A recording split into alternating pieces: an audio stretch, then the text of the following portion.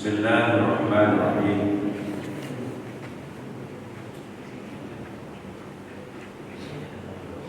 Assalamualaikum warahmatullahi wabarakatuh. Waalaikumsalam warahmatullahi wabarakatuh.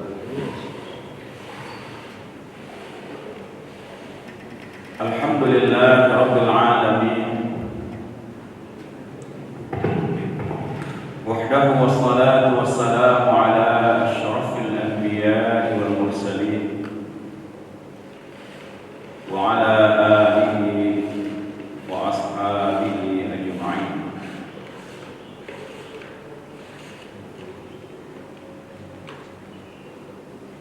Asyhadu an la ilaha illallah wahdahu la syarika lahu wa asyhadu anna Muhammadan 'abduhu wa rasuluh alladzi la nabiyya ba'dahu.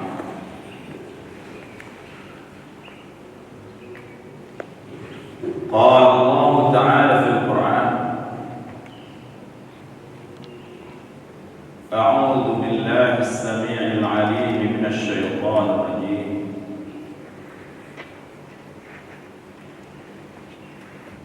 Ya ayyuhalladzina amanu taqullaha haqqa tuqatih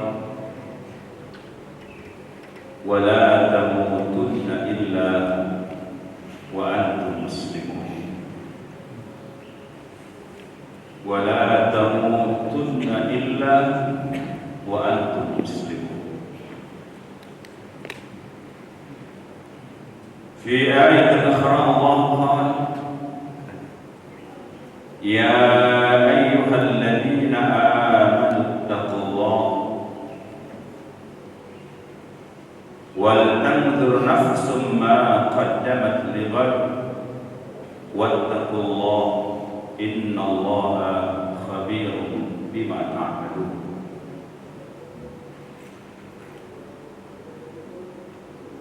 Wa qala an-nabiy sallallahu alaihi wasallam ittaqillaha haitsuma kunta. Shadaqallahu al-azim wa sadaqa rasulul karim wa nahnu ala dzalika minasy syahidin wa syakirin. Amma ba'd.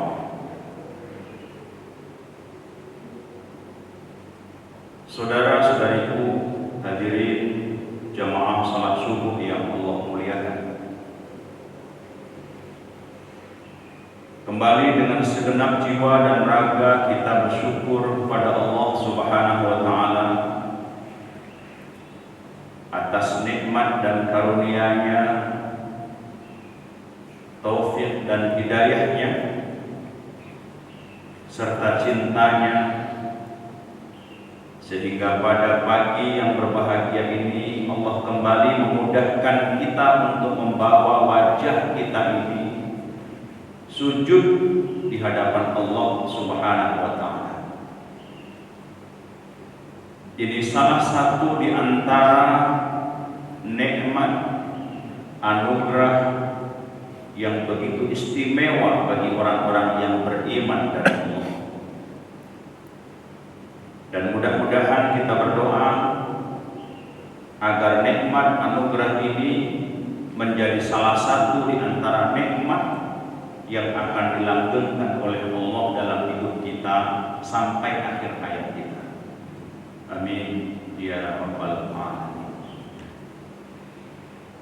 Salawat dan salam kita haturkan kepada Nabi yang sangat kita cintai, dikasihi Allah, yang kita harapkan syafaatnya, yang tidak lain adalah manusia makhluk terbaik, termulia, dan surga belum akan dimasuki oleh manusia, oleh nabi manapun sebelum nabi yang satu ini memasukinya, yaitu Nabi Muhammad sallallahu alaihi wasallam. Allahumma shalli wa sallim wa barik alaihi. Bapak Ibu, saudara-saudariku jamaah salat subuh yang dimuliakan Allah Subhanahu wa taala. ayat yang saya bacakan di awal mukadimah tadi adalah dua ayat yang masyhur, yang sering kita dengar, dan bahkan mungkin sebahagian besar kita atau bahkan semua kita menghafal sudah ayat ini. Ayat-ayat ini, dua ayat ini, wabil khusus di ayat di surah Al-Hasyr ayat yang ke-18 ini adalah sama dengan 89 ayat Al-Quran yang lain yang dimulai oleh Allah Subhanahu wa Ta'ala dengan panggilan istimewa, panggilan mesra, panggilan khusus, yaitu ya ayyuhalladzina amanu. Para ulama di antaranya Syekh Abdul Aziz Muhairi, beliau ini salah satu di antara ulama yang mengarang satu kitab khusus dengan judul tafsir ayat-ayat ya ayyuhalladzina amanu. Sama seperti ketika Allah berfirman menyeru kita untuk berpuasa, kalimat pembukanya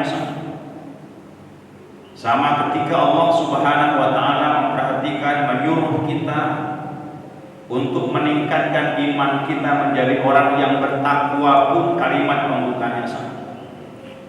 Dan ulama ini mengatakan setiap kali engkau membaca ayat Al-Quran dan bertemu dengan ayat-ayat ini, maka berhentilah pada ayat itu.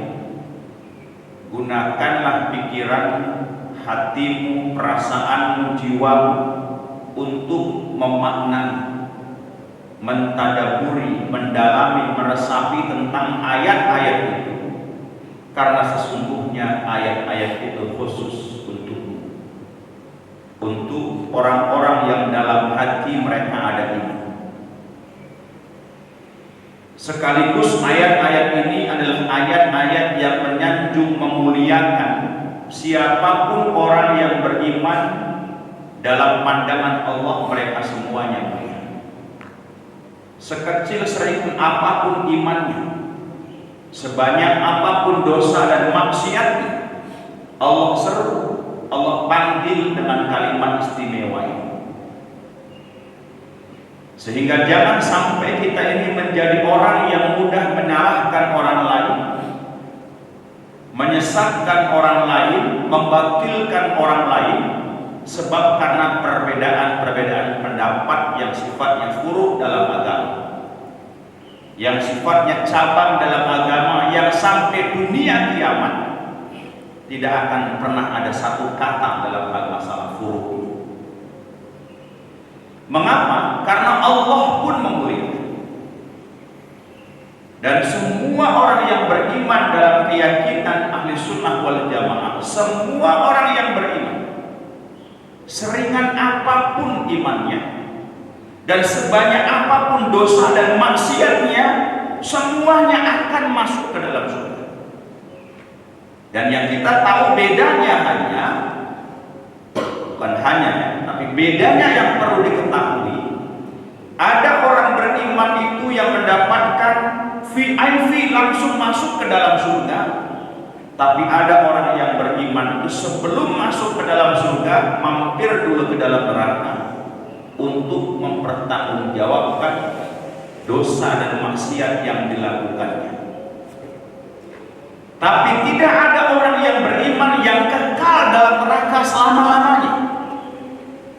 Kalau orang-orang kafir final dalam keyakinan kita, tak ada peluang masuk ke dalam surga.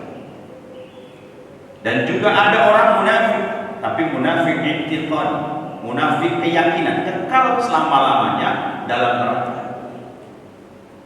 Zahirnya Islam, tapi hatinya benci dengan Islam. Di zaman Nabi SAW ada Abdullah bin Ubay bin Salul yang cukup terkenal sebagai gembong munafik i'tiqadi. Kalau Ba'isa Umar bin Khattab, wahai Rasulullah, golongan orang-orang munafik ini kita perangi saja. Tapi kata Nabi tidak. Mengapa? Kata orang musuh dalam sendiri. Orang munafik ini dibiarkan memang berbahaya bagi agama internal orang beriman. Tapi kalau mereka diperangi, orang akan mengatakan tuh Muhammad memerangi, membunuh saudara-saudara seagamanya. Sehingga Allah mengatakan, innal munafiqina fid darkil asfali minan nar. Sesungguhnya orang-orang munafik i'tiqadi ini menjadi penghuni neraka dari keraknya neraka. Tapi orang beriman sepanjang imannya tidak batal sebab karena kesyirikan, tidak sebab batal karena murtad, maka dia tetap punya peluang masuk ke dalam surga. Sehingga jangan sampai kita menggunakan pikiran kita sampai ke hati kita menyesatkan orang-orang yang dalam hati mereka ada iman sebab karena masalah-masalah buruk dalam agama. Dan kata ulama kita yang satu ini, setiap kali Allah Subhanahu wa taala berfirman dengan ya ayyuhalladzina amanu, dua kemungkinan yang perlu untuk diperhatikan. Perintah atau larangan. Bahkan Sayyid Qutb dalam dilalnya mengatakan kalau Allah sudah berfirman dengan ya ayyuhalladzina amanu, kalau itu panggilan cinta, panggilan sayang, panggilan mesra, itulah panggilan cinta sayang mesra dari Allah Subhanahu wa taala untuk orang-orang yang beriman. Panggilan terbaiknya dari Allah untuk orang yang beriman. Dan dalam ayat ini adalah perintah. Perintah untuk apa? Kita lihat ayatnya. Ya ayyuhalladzina amanu taqullah. Wahai orang-orang yang beriman, bertakwalah kamu kepada Allah. Wal tanzur nafsum ma qaddamat lighad. Dan hendaklah setiap diri memperhatikan apa yang telah diperbuatnya untuk hari esok, hari akhirat maksudnya. Wattaqullah, dan bertakwalah kepada Allah. Innallaha khabirun bima ta'malun. Sesungguhnya Allah Maha mengetahui apa yang kamu kerjakan. Yang pertama, poin yang pertama yang perlu kita jadikan sebagai sebuah cemati bagi kita. Allah memanggil dengan mesra, wahai orang-orang yang beriman, bertakwalah kamu kepada Allah. Kalau diartikan secara bebas ayat ini kurang lebih begini. Wahai orang-orang yang dalam hati mereka, yang dalam hati kalian telah ada iman, tingkatkan kualitas iman itu menjadi takwa kepada Allah Subhanahu wa taala. Karena memang kita menemukan tidak sedikit orang yang mengatakan beriman kepada Allah, tapi mereka belum berkomitmen dengan perintah-perintah Allah. Kalau ditanya orang apa agamamu, Islam, Nabimu Muhammad, kitabmu Al-Quran, sudah sholatkah engkau? Kalau sholat saya belum. Kalau belum sholat ya sekali-sekali lah. Puasa Ramadan apalagi, masih berat. Tapi kalau ditanya, tak ragu dia mengatakan Tuhanku Allah. Yakin aku, la ilaha illallah Muhammad Rasul. Tapi sholat masih bolong-bolong. Ramadan datang dia abaikan. Dia kaya tak bayar zakat, dia kaya tak menunaikan ibadah haji. Hatinya beriman, maka Allah katakan tingkatkan kualitas imanmu menjadi orang-orang yang bertakwa. Karena takwa itu adalah imtisalu awamirillah wa jitinabu nawahi. Orang yang bertakwa itu adalah orang yang punya komitmen untuk menjalankan, melakukan, melaksanakan semua yang diperintahkan oleh Allah, dan dia juga punya komitmen untuk meninggalkan semua yang Allah larang. Meskipun orang yang bertakwa itu selamanya sampai dia mati, sampai dia wafat, tak bisa melakukan semua perintah Allah dan meninggalkan semua larangan. Dan itulah Ketika Nabi menyampaikan kalimat tentang takwa ini, ada sahabat yang tiba-tiba menundukkan kepalanya dan dia menangis. Nabi bertanya, wahai sahabatku, aku menjelaskan tentang takwa kepada engkau bahwa orang yang bertakwa itu adalah orang yang melakukan perintah Allah, meninggalkan larangannya. Mengapa engkau menangis? Ini statement sahabat ini, Bapak Ibu, mewakili kita kali ini. Karena memang sahabat itu kan semuanya teladan. Kata Nabi seperti bintang bintang. Yang kalau kita merasa sebagai pejabat, contohlah sahabat itu juga ada yang pejabat, insya Allah mendapat petunjuk. Kalau kita merasa orang kaya, contohlah para sahabat yang kaya, insya Allah kita mendapat petunjuk. Kalau kita rakyat biasa, yang rakyat biasa di kalangan para sahabat itu lebih banyak. Kalau kita pengusaha, pedagang, lihatlah para sahabat yang pedagang, kita insya Allah mendapat petunjuk. Dan kalau kita merasa miskin dalam hidup kita, sebagian besar para sahabat itu juga orang miskin. Dan kita pasti mendapat petunjuk. Hadirin jamaah sholat subuh yang dimuliakan Allah Subhanahu wa Ta'ala, maka sahabat ini pun mengatakan, ya Rasulullah, kalau takwa itu adalah melaksanakan semua perintah Allah, meninggalkan semua larangannya, aku tak termasuk di situ ya Rasul. Mewakili kita. Siapa di antara kita yang bisa melakukan semua perintah Allah dan meninggalkan semua larangannya demi Allah sampai kita wafat, kita tetap akan dengan ketaatan dan maksiat kita. Karena memang Allah pun menciptakan kita dan membekali dua potensi. Fa'alhamaha fujuraha wa taqwaha qad aflaha man zakkaha wa qad khaba man dassaha. Ketika Allah menciptakan manusia, Allah bekali fujur dan takwa. Fujur itu apa? Potensi berbuat dosa. Potensi berbuat maksiat. Takwa potensi untuk mentaati Allah Subhanahu wa Ta'ala.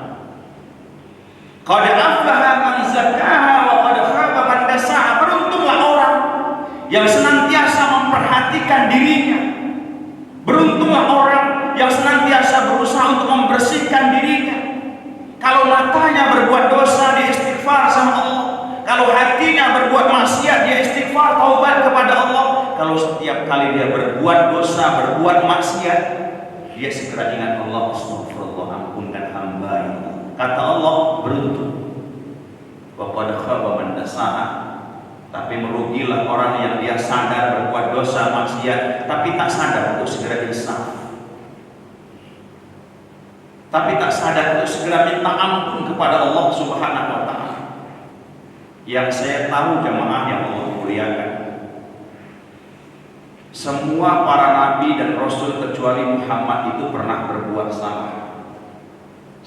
Tapi ketika mereka wafat, bersih semua dosanya, sebab karena mereka mengamalkan rumus.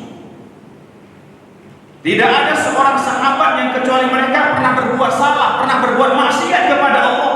Tapi semua para sahabat saat wafatnya bersih dari dosa. Dan kita juga bisa. Saat sahabatnya mengatakan, ya Rasulullah, kalau takwa itu melaksanakan semua perintahnya, meninggalkan larangan Allah, aku tak termasuk di situ. Saat statement sahabat ini diungkapkan, Nabi pun kemudian terdiam dan tidak berkomentar. Lantas turunlah ayat, fattaqullah mastata'tum. Bertakwalah kamu kepada Allah dengan kesanggupan kalian. Maknanya apa? Berusaha. Dengan potensi yang diberikan oleh Allah Subhanahu wa Ta'ala, kita gunakan untuk mentaati Allah. Dan tidak ada seorang pun di antara kita yang kecuali setiap kita ada potensi, ada kebaikan, ada kelebihan demi Allah. Maka jangan pernah memandang sebelah mata orang lain. Tadi saya ulang, sebab masalah-masalah yang masalah-masalah perbedaan. Fattaqullah mastata'tum, bertakwalah kalian kepada Allah dengan kesanggupan kalian. Maknanya umur yang ada, pekerjaan, jabatan, amanah yang ada, tahu proyek ini haram, ini berbahaya bagi kehidupan akhirat, tinggalkan. Amanah yang ada, jabatan yang ada, dia gunakan untuk mentaati Allah. Pekerjaan ini harus ditunaikan dengan sebaik mungkin, karena ini bagian dari pengabdiannya bukan hanya kepada negara, tapi kepada Allah. Hartanya yang ada dia gunakan untuk mentaati Allah. Kalau sampai nisab zakat, dia keluarkan zakatnya. Kalau belum sampai nisab zakat, dia tetap syukuri hartanya dengan berinfak. Sehingga orang yang bertakwa itu dia tidak akan membiarkan matahari tenggelam di mana dia belum berinfak. Besar kecilnya belakangan. Karena infak itu kualitas ditandai dengan dua hal. Yang pertama ikhlas, yang kedua rutin. Bahkan orang yang bertakwa itu adalah orang yang umurnya, keluarganya, semua yang ada digunakan untuk mentaati Allah Subhanahu wa taala. Ajaran Islam yang rahmatan lil alamin ini memang belum lembaga secara total di negara kita. Kalau sudah terjadi, wah itu tentu semua orang kafir yang tidak beragama Islam pun pasti merasakan kasih sayang dari ajaran Islam. Inilah perjuangan para politisi muslim kita harapkan. Tapi kita harus berusaha bagaimana ajaran Islam yang rahmatan lil alamin itu tegak di keluarga kita. Mengapa? Karena kita meyakini tidak ada satupun yang batil, yang salah, yang menyesatkan dari ajaran Islam, dari Quran dan Sunnah. Taraktu fikum amrayni lam tadilu abada ma in tamassaktum bihima kitabullah wa sunnat rasul. Aku tinggalkan kepada kalian dua pusaka yang kalian tidak akan sesat selama-lamanya sepanjang kalian berpegang teguh kepada keduanya, Quran dan Sunnah. Maka komitmen kita, usaha kita adalah, jadi kita harapkan kalau para politisi komunis itu berusaha untuk melembagakan ajaran komunisnya, para politisi liberal memperjuangkan ideologi liberal yang melembagakan di negara, kita berharap para politisi muslim juga melembagakan Quran dan Sunnah dalam undang-undang negara yang kita yakin akan mengayomi semua umat beragama. Karena kita tidak boleh mengganggu siapapun orang menyembah Tuhannya sepanjang tentu agama itu diakui oleh undang-undang negara kita. Hadirin jamaah sholat subuh yang dimuliakan Allah Subhanahu wa taala, dan inilah mengapa Allah Subhanahu wa taala menyeru dalam ayat ini orang-orang yang bertakwa. Jadi mengapa orang yang bertakwa? Karena takwa itu adalah derajat yang tertinggi orang beriman di hadapan Allah. Ini perlu kita camkan dalam diri kita. Jabatan yang ada bukan itu sebab kemuliaan. Mau setinggi apapun jabatan kita, harta yang ada bukan sebab karena kemuliaan, bukan standar kemuliaan. Dan semua dunia yang ada ini bukan standar kemuliaan. Tapi semua yang ada di dunia ini sebagai sebuah anugerah Allah bisa kita gunakan sebagai sarana untuk meninggikan derajat kita di hadapan Allah dengan takwa itu. Jadi saya katakan, jabatan yang ada, amanah yang ada, harta yang ada, keluarga yang ada, semua yang ada digunakan untuk mentaati Allah. Betapa banyaknya kita menemukan orang kemudian keblinger yang seolah-olah kalau dia sudah punya harta dia bisa berbuat banyak hal. Dan memang sepanjang sejarah kita menemukan itu. Betapa banyak para pemimpin yang dia bisa dikendalikan oleh orang yang punya uang, orang yang punya harta. Itu mengapa dalam Islam seorang pemimpin yang paling baik itu adalah pemimpin yang dekat dengan para ulama, karena kalau dia salah, ulama akan menasihati, ulama akan mengingatkan. Atau di awal ulama akan wanti-wanti. Jangan kau pilih dia sebagai pembantu karena dia perusahaan agama. Kau pilihlah dia pembantu, melihat dia profesional, dia orangnya pintar, cerdas, tapi lihat dia juga orang soleh. Atau mungkin ulama akan mengatakan, dia memang bukan Islam, tapi dalam bidangnya dia handal. Nggak apa-apa dia menjadi pembantu. Itu seorang pemimpin yang soleh. Pemimpin yang dekat dengan Allah Subhanahu wa taala. Tapi ulama yang buruk itu adalah ulama yang dekat dengan para pemimpin. Menjilat.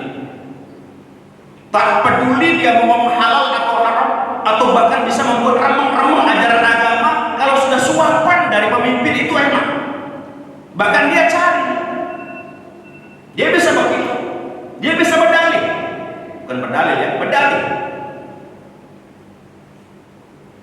Jadi takwa itu adalah derajat yang paling tinggi, sehingga semua kita, mau apapun jabatan amanah yang ada bagi kita hari ini, seberapapun harta yang ada pada kita punya jabatan atau tidak, miskin atau kaya, suku apapun, etnis apapun, sepanjang kita beriman, kita punya peluang yang sama untuk dapat derajat yang tinggi di hadapan Allah dengan takwa.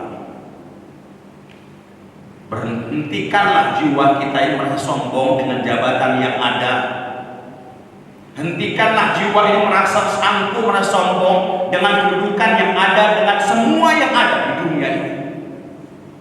Karena ternyata dosa yang pertama sekali dilakukan oleh makhluk Allah yang bernama iblis adalah sombong.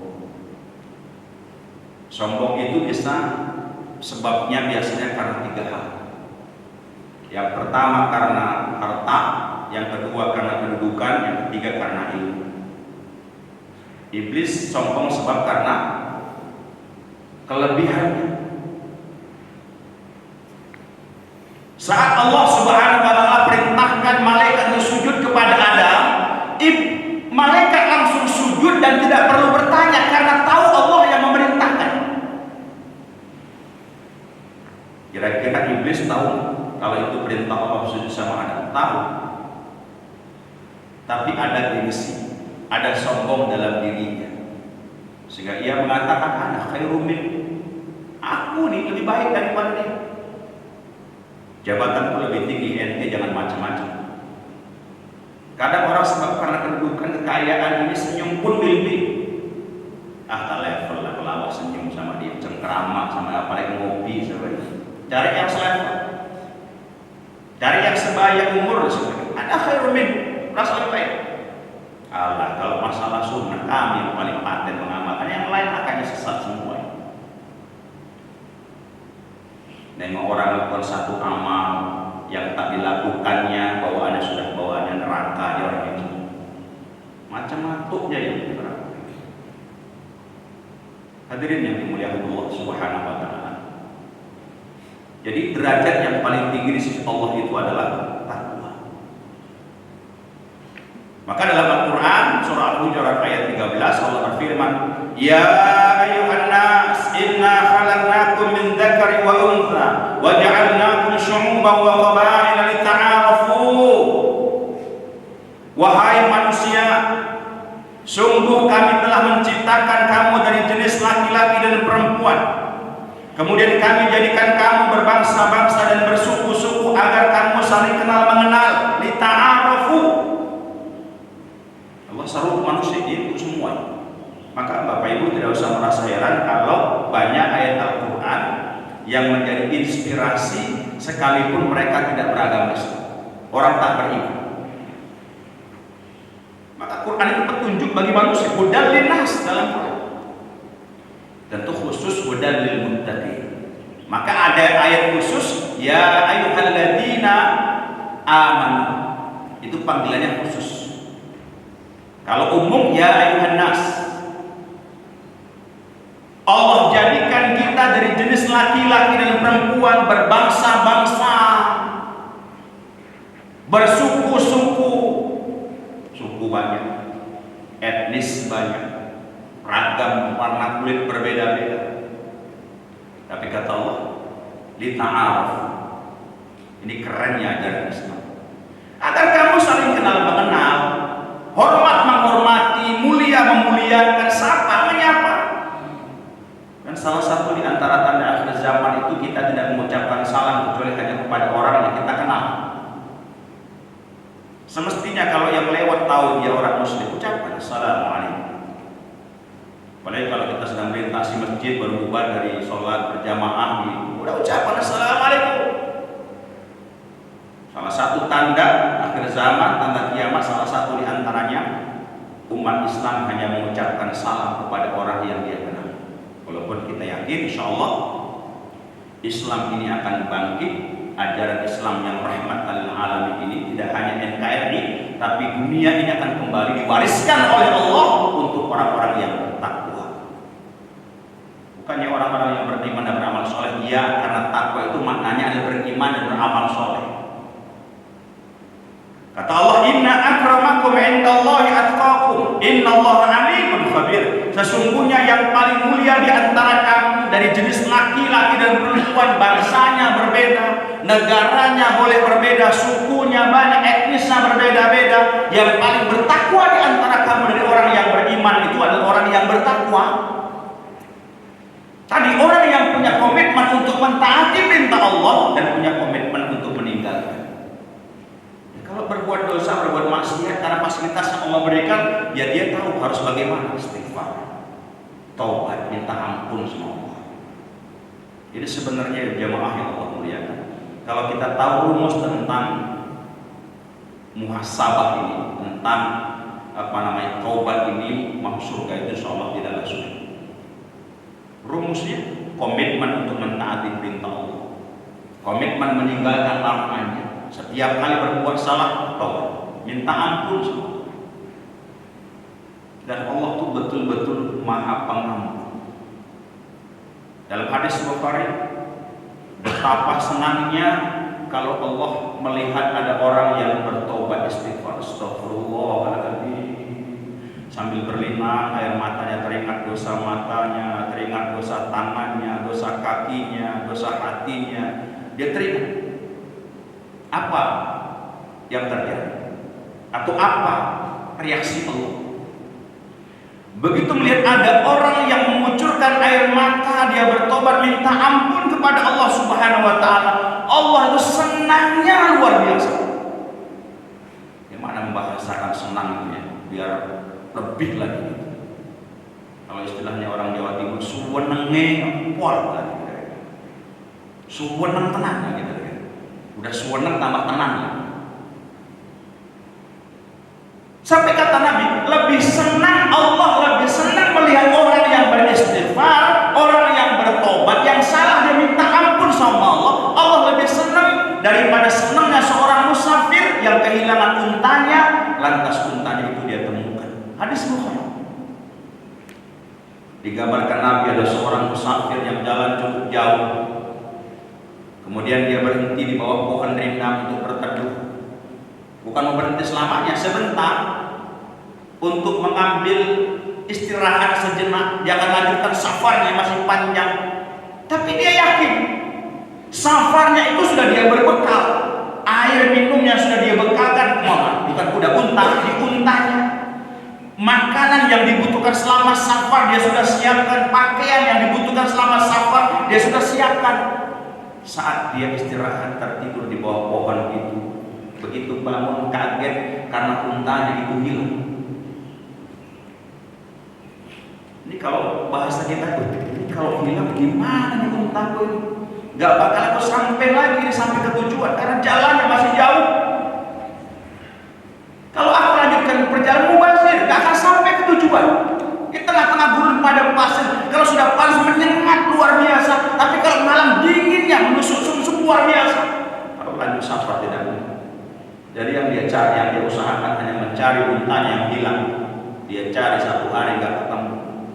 Rasa lapar sudah terasa luar biasa. Hari kedua semakin terasa lapar luar biasa. Tapi yang paling terasa itu kan haus. Kalaupun tak ada nasi, tak ada makanan, tapi ada air masih bisa membantu kita lama untuk bertahan. Hari ketiga sudah, kalau istilah kata orang yang sudah letoy, kalau sudah tak berdaya lagi, mencari pun sudah kayaknya cuma udah hilang lagi. Akhirnya dia tawakal. Ya sudahlah ya Allah, kalau memang inilah ajalku, jalan ajalku, aku tawakal kepada. Aku sudah berikhtiar mencari unta. Mau berdiri pun tidak lemes, nggak sanggup lagi. Dia sudah telentangkan badannya, dia terpejam, udah kalau mau cabut nyawa Allah cabut, udah bisa aja. Dia sudah istighfar, tapi apa yang terjadi? Begitu dia bangun dari rasa pasrahnya, tawakalnya kepada Allah, dia bangun membuka matanya, tiba-tiba unta itu di hadapannya. Anda bisa bayangkan itu bagaimana gembiranya. Saking karena gembiranya, dia lupa rasa hausnya, dia lupa rasa laparnya, dia bangkit dari tidurnya seperti punya tenaga baru. Dia bangkit, apa yang dilakukannya? Dia peluk untanya. Dengan diwai gitu orang Jawa. Itu dia saja udah mulai kalau orang Batak gitu. Saya tampang saya agak Batak, tapi saya Jawa, tapi nggak asli. Kemana saja aku cari-cari kau tak dapat. Tiba-tiba aku bangun, mataku terbuka. Kau di hadapan ini, kemana saja kau? Sampai kalimatnya ada satu kalimat yang kalimat itu kalau sengaja membuat dia kafir. Apa kalimatnya? Allahumma anta abdi wa ana rabbuka. Itu kalimat. Wahai Allah, engkau hambaku, aku Tuhanmu. Nah, itu kalimat. Hadis Bukhari. Saking karena gembira. Allah lebih senang orang yang mengucap astagfirullahaladzim, ya Allah ampunkan dosa mata. Sampai kita berkendaraan, astagfirullahaladzim, ya Allah ampunkan dosa mataku, telinga. Dan ini mata yang hampir tidak pernah berbuat, yang hampir tidak pernah, nggak bisa berbuat dosa setiap hari. Kecuali kalau kita bisa beraktivitas dengan tutup mata. Makanya memang jemaah yang Allah muliakan, seperti memang kita butuh setiap hari istighfar. Karena setiap hari kita berbuat maksiat. Yang paling dekat itu dosa dari mata. Ini orang yang bertakwa. Jadi orang yang mulia itu kata Allah adalah orang yang paling bertakwa. Suku-suku berbeda, bangsa berbeda, warna kulit berbeda, kaya miskinnya semuanya beragam. Tapi yang paling mulia di antara kalian semua adalah orang yang paling bertakwa kepada Allah. Kemudian yang kedua, mengapa takwa dalam ayat ini disebutkan? Karena takwa itu bekal yang paling baik untuk safar panjang akhirat kita. Wa tazawwadu fa inna khairaz zadi taqwa, dan berbekallah kalian, dan sebaik-baik bekal adalah takwa. Safar panjang akhirat kita, maka Qur'annya mengatakan wal tanzur nafsum ma qaddamat lighad, dan perhatikanlah apa yang telah engkau lakukan, dan perhatikanlah apa yang telah engkau lakukan untuk bekalmu hari esok. Hari esok di sini kata para ulama adalah hari akhirat. Maka saya menggunakan istilah ini. Kita perlu bekal takwa kepada Allah dengan sesungguh-sungguhnya takwa untuk safar panjang akhirat kita. Mengapa saya sebut safar? Karena memang dalam hitungan waktu kehidupan akhirat itu lebih panjang. Kehidupan akhirat itu akan dimulai dari kehidupan alam barzakh. Berapa lama kita di alam barzakh? Semua kita berbeda-beda. Kecuali Allah takdirkan kita mati di jam waktu yang sama. Tapi begitu pun mungkin kalaupun ada orang yang matinya di alam barzakh 100 tahun sama, tapi perlakuan Allah berbeda terhadap orang yang sama wafatnya. Seperti orang yang sama wafat ketika kecelakaan busnya, kecelakaan pesawatnya, atau mungkin tsunami di hari yang sama, sekian ratus tahun di alam barzakh, tapi perlakuan Allah sama. Yang punya bekal siapa, yang nggak punya bekal siapa, yang cukup bekal siapa, yang kurang bekal siapa, perlakuannya berbeda. Fir'aun itu 3000 tahun di alam barzakh, tapi siang hari seperti neraka, seperti taman neraka, seperti neraka. Siang hari lama, terasa semakin lama karena perlakuan Allah seperti itu. Dan para nabi itu ribuan tahun juga, tapi terasa seperti singkat, sebentar. Mengapa? Karena begitu baiknya perlakuan Allah ketika mereka di alam barzakh.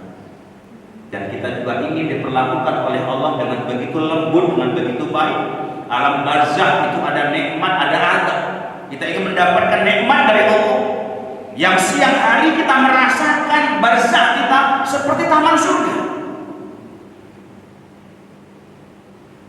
Berbeda-beda. Nanti kita akan dibangkitkan di padang mahsyar. Berapa lama kita di sana? Satu riwayat mengatakan kita akan hidup di padang mahsyar 50.000 tahun. Hidup di dunia ini tak lama. Udah jarang kita menemukan ada orang yang berumur 100 tahun. Ada yang 40 tahun sudah tangan tak bisa digunakan untuk memegang makan. Ada yang 40 tahun baru kakinya sudah tak bisa digunakan untuk berjalan, bahkan sudah narik kaki. Bahkan sudah ada yang tak bisa berjalan total, beraktivitas sama sekali.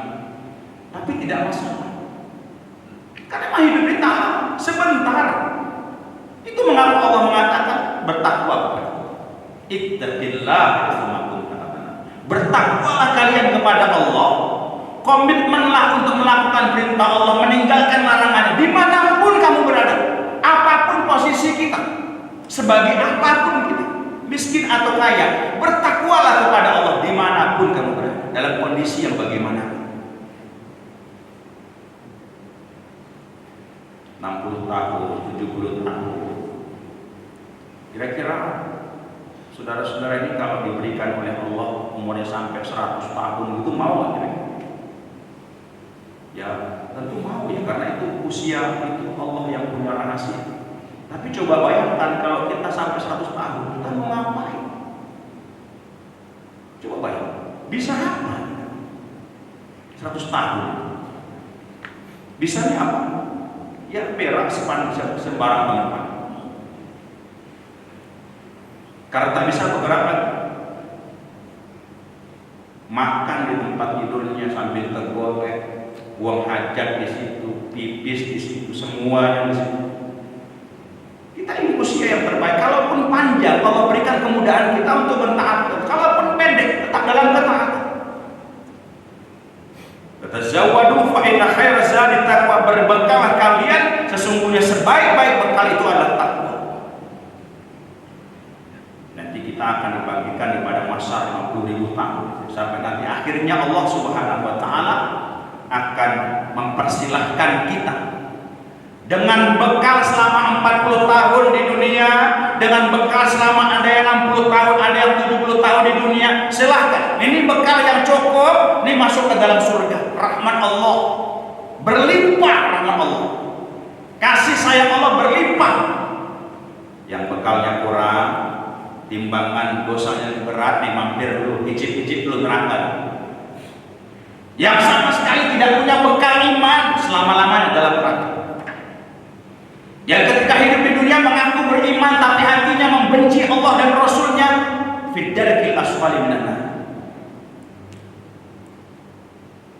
Saya teringat dengan tausiahnya, ceramahnya seorang ulama besar yang wafatnya ketika sedang menyampaikan tausiah begini, tiba-tiba meledak mimbarnya, Syekh Said Ramadan Al-Buti. Ini perlu kita renungkan. Beliau menafsirkan ayat Iyyaka na'budu wa iyyaka nasta'in. Kepadamu ya Allah kami menyembah, kepadamu ya Allah kami minta pertolongan. Kalau kita kan memahaminya, ya Allah tolonglah kerjaanku, ya Allah tolonglah aku biar kaya, ya Allah tolonglah biar aku dan sebagainya. Tapi kalau ulama kita yang satu ini memahami bagaimana? Ya Allah, tidak ada satupun kebaikan yang aku tahu, amal soleh yang aku tahu yang bisa aku amalkan kecuali atas pertolongan. Maka minta kita sama Allah. Ya Allah, tidak ada maksiat, tidak ada dosa yang disenangi oleh syahwatku, nafsuku yang aku bisa meninggalkan kalau engkau tidak tolong aku. Ya. Kadang kan begitu. Ada proyek pekerjaan, nah ini kerjaannya ringan, mudah ini, nggak lama ini untungnya besar. Kalau saya lakukan besar nih keuntungan masuk ke uang atau ke saku saya. Tapi kita tahu ini dosa besar, ini maksiat kepada Allah. Kalau tanpa pertolongan dari Allah, kita tidak akan bisa meninggalkan. Karena nafsu kita mencintai, menyukai. Tapi kalau Allah tolong, kita bisa tidak. Sebab karena mendapat pertolongan dari Allah Subhanahu wa taala. Nah, kemudian mengapa takwa? Karena takwa itu adalah jati diri kita sebagai orang yang beriman. Dan karena takwa itu tidak lain balasannya adalah surga. Saya katakan tadi jemaah yang Allah muliakan, surga itu adalah berlimpah rahmat Allah. Ada Ada ayat Quran, wa ma arsalnaka illa rahmatan lil alamin, dan tidaklah aku utus engkau wahai Muhammad kecuali rahmat bagi sekalian alam. Rahmat Islam itu Bapak Ibu untuk semua umat manusia. Jangankan manusia, hewan, tumbuh-tumbuhan mendapat rahmat Allah. Artinya apa? Kalau semakin banyak orang-orang beriman yang soleh, yang mengamalkan ajaran Islam ini, di kantor kita semakin banyak orang soleh, di lembaga kepolisian makin banyak orang soleh, di tentara makin banyak orang soleh, pebisnisnya makin banyak orang soleh, menterinya nanti makin banyak orang soleh, kalau pemimpinnya nanti orang soleh, kata para ulama, rahmatnya Islam itu akan semakin dirasakan oleh alam semesta. Bukan hanya manusia, apapun agamanya, tapi semua orang, tapi semua makhluk Allah. Dan di surga, maka kata para ulama, rahmat Allah itu untuk orang kafir ada pada satu tempat di dunia saja. Tapi rahmat Allah yang berlimpah untuk orang yang beriman bertakwa di dua tempat. Yang pertama di dunia, yang kedua di surga. Rahmat Allah, kasih sayang Allah. Kalau kepingin sesuatu yang kita senangi, Allah sudah hadirkan di surga. Jadi ada hadis Nabi pernah di hadapan para sahabatnya, rahmat Allah itu seperti salah seorang di antara kalian mencelupkan jari ke lautan. Kalian angkat jari kalian, apa yang menetes dari jari kalian, 1-2 tetes air, itulah rahmat Allah di dunia. Tetesan-tetesan air yang menetes dari jari kita, itulah nikmat rahmat Allah di dunia yang dibagi-bagi oleh Allah. Termasuk sudah untuk seekor induk ayam yang akan kalau ada orang ganggu, kamu Jawanya mendil gitu ya, akan melabrak orang yang mengganggu anak, itu rahmat Allah. Sudah termasuk itu. Kita yang saling menghormati, kita yang saling menyayangi, itu rahmat Allah. Itu tetesan air laut. Tapi samudra luas, itulah gambaran rahmat Allah nanti di surga.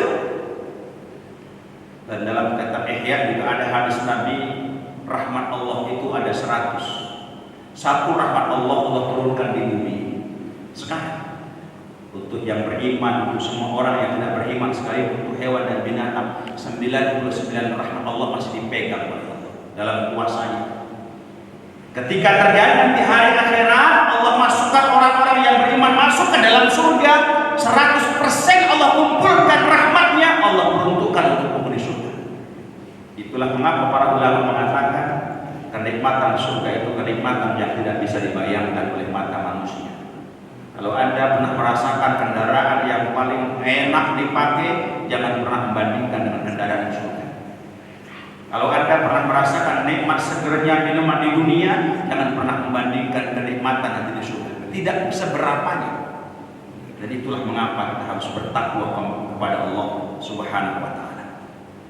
Hadirin jamaah salat subuh yang dimuliakan Allah Subhanahu wa taala, maka terakhir sebagai penutup dari tausiah subuh kita yang berbahagia ini, mari jemaah yang dimuliakan, kita gunakan sebaik-baik sisa umur hidup kita ini untuk meningkatkan kualitas takwa kita kepada Allah. Komitmen kita dengan perintah Allah dan komitmen kita meninggalkan larangan. Prioritaskan apa yang diwajibkan oleh Allah. Kata Qur'annya, wala dzikrullahi akbar. Al-Ankabut ayat 45. Berzikir kepada Allah, beribadah kepada Allah yang paling akbar itu adalah sholat. Maka prioritaskan sholat. Setiap kali mendengar Allahu Akbar, tinggalkan aktivitas. Wah, di kantor kami belum bisa Ustaznya. Memang kadang pengaruh dengan siapa yang menjadi yang berkuasa. Makanya kita yakin kalau kita punya pemimpin yang soleh dan bertakwa kepada Allah, mereka akan mengajak kita untuk semakin dekat dan bertakwa kepada Allah Subhanahu wa taala. Jadi tidak ada lain, kita meningkatkan, kita manfaatkan sisa hidup kita ini untuk semakin mendekatkan diri kepada Allah.